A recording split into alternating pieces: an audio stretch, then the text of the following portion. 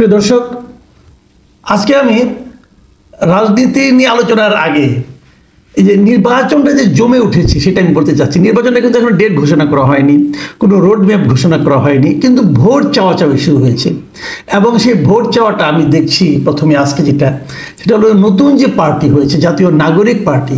সেই জাতীয় নাগরিক পার্টির একজন শীর্ষ পর্যায়ের নেতা সার্জিস আলম, তিনি আজকে ভোট চাওয়ার জন্য পঞ্চগড়ে গিয়েছিলেন। ওটা নিজের জেলা।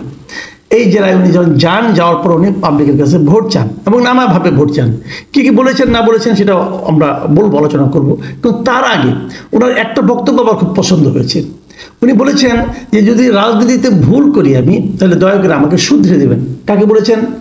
জনগণকে বলেছেন।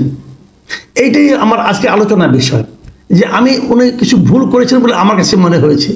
তো আমি শুদ্ধে উনি যাবেন কিনা আমি জানি না, বাট আমি ওনাকে ভুলগুলি বলতে চাই যে ভুলটা আপনি না করলেও পারতেন। যেমন ধরুন, উনি ওখানে গিয়েছেন কিভাবে? ঢাকা থেকে সৈয়দপুর পর্যন্ত প্রথমে বিমানে গিয়েছেন। নিশ্চয়ই আগেও যেতেন, নিয়মিতই মনে হয় যেতেন। আমার ধারণা উনি বাড়িতে বিমানে করেই যেতেন ঢাকা থেকে। তো ঢাকা থেকে বিমানে করে সৈয়দপুর নেমেছেন। নেমে তার জন্য ওখানে একটা বিশাল গাড়িবহর অপেক্ষা করছিল। সেই গাড়িবহর শতাধিক গাড়ি ছিল বলে একাধিক পত্রিকায় এসেছে। যেমন আমি কালবেলা পত্রিকার হেডলাইনটা যদি পড়ি, ওখানে লেখা ছিল শতাধিক গাড়ির বহর নিয়ে পঞ্চগড়ে সার্জিস। আবার আরেকটা নিউজ, এটাও কালের কণ্ঠের একটা নিউজ, ব্যান্ড পার্টি সহ শতাধিক গাড়ি বহর নিয়ে পঞ্চগড়ে সার্জিস। এরকম অনেক পত্রিকায় নিউজ আসছে। ডিবিসিতে একটা নিউজ এসেছে, ডিবিসির যে অনলাইন পেজ আছে, ডিবিসির ফেসবুক পেজ, সেখানেও একটা নিউজ এসেছে। সেখানেও ওই শতাধিক গাড়ির কথা উল্লেখ করা হয়েছে। তো আপনারা যদি শতাধিক গাড়ি সার্জিস এই দুটো কথা লিখে গুগলে যে সার্চ দেন, আপনি কমপক্ষে 15-20টা নিউজ তো পেয়ে যাবেন ফ্রন্ট পেজে, এবং সবগুলোতে একই ধরনের শিরোনাম। আমার প্রশ্ন হলো সার্জিসের কাছে, উনি তো বলেছেন যে ভুল করলে শুধরে দেবেন। তো আমি আপনার একটা ভুল একটু দেখানোর চেষ্টা করি। আপনি একটু নতুন পার্টি, আপনাকে লোকে কী হিসেবে চিনে?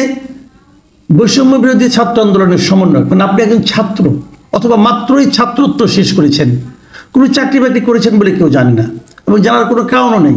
সম্ভবত চাকরির জন্যই তো আপনারা আন্দোলনটা শুরু করেছিলেন, যে চাকরিতে আপনারা বৈষম্যের শিকার হচ্ছেন, আপনাদের চোখের সামনে দিয়ে অন্যরা চাকরি পেয়ে যাচ্ছে, আপনারা পাচ্ছেন না, বেকারত্বের দিন কাটাচ্ছেন। এরকম একটা সময় তো আপনারা আন্দোলনটা শুরু করেছেন। তাহলে মোটামুটি আপনি একজন বেকার যুবক। আপনি বিমানে করে সৈয়দপুর আপনার যাওয়ার দরকারটা কি ভাই? টাকা হয়ে গেছে হয়তো, বা আমি জানি না, টাকা হয়তো হয়ে গেছে, কিভাবে হয় আল্লাহ জানে।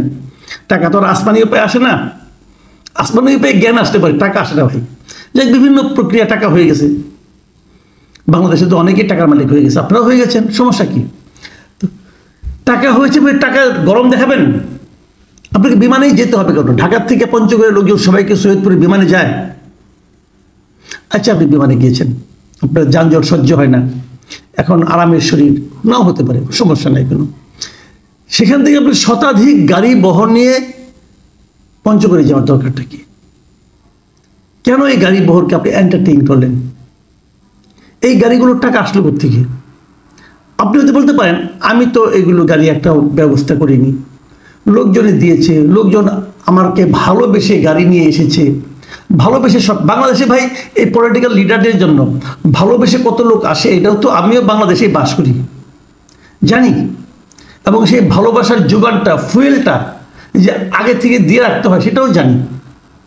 কর্মীরা যত টাকা খরচ হয় তার চেয়ে কয়েক গুণ টাকা যে নিয়ে নেয় নেতার কাছ থেকে, সেটাও জানি।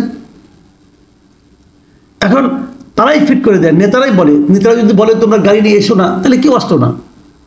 আপনি আনিয়েছেন গাড়িগুলো, ভুল করেছেন ভাই। আপনি আপনার এলাকায় গাড়ি বহর নিয়ে যেতে হবে, এটা কোন মানসিকতা? আপনি এলাকায় যাচ্ছেন, মাথায় রাখবেন একটা জিনিস মিস্টার সার্জিস আলম, আপনি কিন্তু ওই এলাকার সন্তান। ওই এলাকায় আপনি কত বড় জমিদারের ছেলে, ওই এলাকার লোক সবাই জানে। আমরাও তো জানি না, আমরা দূরে থাকি, হয়তো জানি না, কিন্তু আপনার এলাকার লোক সবাই জানে আপনি কত বড় জমিদারের সন্তান, জানে তারা। তো তারা যখন দেখবে, আপনি আগে যখন যেতেন এরকম গাড়ি বহর নিয়ে যেতেন, তারা যখন দেখবে যে এই জমিদার পুত্র গাড়ি নিয়ে আসছে, তারা এটাকে ভালোভাবে নেবে। কেউ কি বলবে না যে তুমি এই গাড়ির পেছনে যত টাকা খরচ করেছো, যেভাবে খরচ করেছো তো সেই টাকাটা তুমি গ্রামের এলাকার গরিব মানুষকে দাও। আমি যদিও জানি পঞ্চগড় খুব একটা ধনী এলাকা না, আপনি ওখানে দিতে পারতেন, মানুষকে হেল্প করতে পারতেন। আপনি কিন্তু কিছু মনে করেন না ভাই, আমি আপনার ভুলগুলো ধরিয়ে দিচ্ছি, একটু বয়স হয়েছে তো, আর আপনিও বলেছেন যে ভুল ধরিয়ে দেন, আমি ভুল শুধরে দেবেন আপনি, আমি বলছি আপনাকে এভাবে শোডাউন করে ভোট পাওয়া যায় না। বাংলাদেশে বহু বড় লোক ইলেকশন করেছে শোডাউন করে, ভোট পায়নি ভাই। ভোট পেতে হলে মানুষের মন জয় করতে হয়, মন জয় করতে পেরেছেন। গাড়ির ভরে যদি আরও 10টা গাড়ি বেশি থাকতো তাহলে কি মানুষে আরও একটু খুশি হতো, আর একটু মন জয় হতো, নাকি আরও একটু বিরক্তি মানুষের মধ্যে উৎপাদন হতো? আমি আপনাকে এক কাজ করি, আমি বলেছিলাম না যে এখানে ডিবিসির ফেসবুক পেজে একটা ওনার ভিডিওটা ছাপা হয়েছে, ওই গাড়ি যে আসছে, আমি এবার দেখেছি ভিডিওটা, অনেকগুলো গাড়ি, শতাধিক হবে কিনা আমি বলতে পারবো না, কিন্তু যে ভিডিওটা দেখানো হয়েছে সেখানে অনেকগুলো গাড়িকে দেখানো হয়েছে। সেই ভিডিওর নিচে অনেকগুলি কমেন্ট আছে। কতগুলি কমেন্ট আছে সেটা আপনারা হয়তো বুঝতে পারবেন একটু পরে, আমি আপনাদেরকে এটা বলছি। আপনারা যদি দেখবেন এখানে মোট কমেন্ট পড়েছে 15,100, এবং এই ভিডিওটা 3,800 জন শেয়ার করেছেন, এবং সেখানে রিয়াকশন পড়েছে 95,000। রিয়াকশন মানে কি? রিয়াকশন মানে কেউ লাইক করেছে, কেউ হাহা দিয়েছে, এবং কেউ লাভ দিয়েছে। সেটাও যদি আমরা ভাগ করে দেখি আপনারা দেখবেন তার মধ্যে 46,000 ছিল লাইক, 37,000 ছিল হাহা, এবং 9,600 ছিল লাভ রিয়েক্ট। এই যে 9,600 এটাকে আমি ধরি, এটা জেনুইন, তাকে ভালোবাসে। আর 37,000 লোক এটা নিয়ে ব্যঙ্গ বিদ্রুপ করেছে, এবং 46,000 লোক এটাকে লাইক করেছে। লাইকের ব্যাপারে ওইভাবে অর্থ খোঁজার চেষ্টা করে না, লাইক নানাকে অনেক করে।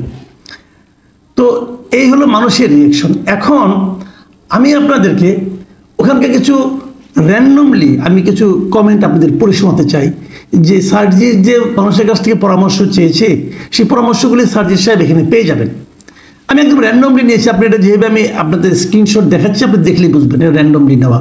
যেমন SH সুমন লিখেছেন, গাঞ্জা কিনার টাকা ছিল না, এখন মানে এটা এই শব্দ উচ্চারণ করতে চাই না, আপনার পরে নিন, গাড়ি নিয়ে চলাফেরা করে, টাকা পায় কই জনগণ জানতে চায়। এবং এটার মধ্যে আবার দুইজন রিপ্লাই দিয়েছেন, একজন হাবিব খান, তিনি রিপ্লাই দিয়ে বলেছেন তাদের দুর্নীতি আগে প্রমাণ করেন তারপর কথা বলেন, তাদের টাকা অনেক শুভাকাঙ্ক্ষী প্রবাসীরা দেয়, যদি আমার কাছেও চায় তাহলেও দিব, উনিও দিবেন। উনি বলছেন যে আগে প্রমাণ করতে হবে ওনারা দুর্নীতি করেছেন, তারপরে ওনারা আলোচনা করা যাবে, এর আগে করা যাবে না। এবং প্রবাসী অনেক টাকা পয়সা দেয় ওনাদেরকে, এবং যদি হাবিব খানের কাছে চায় উনিও দিবেন। ভালো। রিফাত হোসেন লিখেছেন, বন্যার সময় পেয়েছি, ত্রাণের টাকা সহবরা মেরে দিয়েছে, ওরা সমন্বয়ক নামে বাটপার, ওরা দেশে জাতির শত্রু। আরেকটা কমেন্ট করি, গোলাম সরোয়ার লিখেছেন, হায়রে টাকা।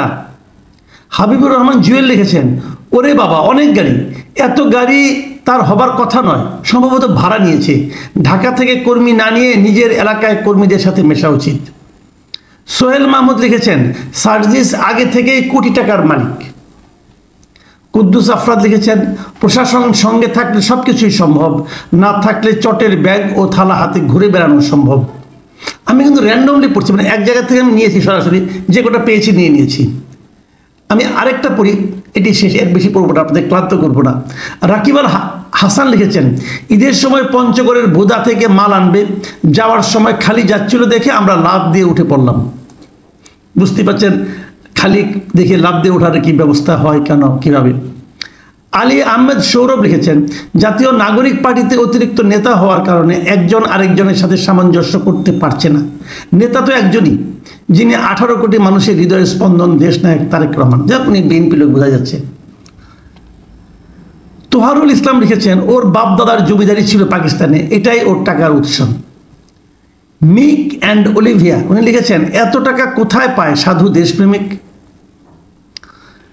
আর বাংলার বন্ধু আওয়ামী লীগ লিখেছেন, হাসনাত সার্জিস এখন ছাত্র সমন্বয়ক নয়, সে এখন বিএনপি, আওয়ামী লীগ, জামাতের মতো একটি রাজনৈতিক দলের নেতা।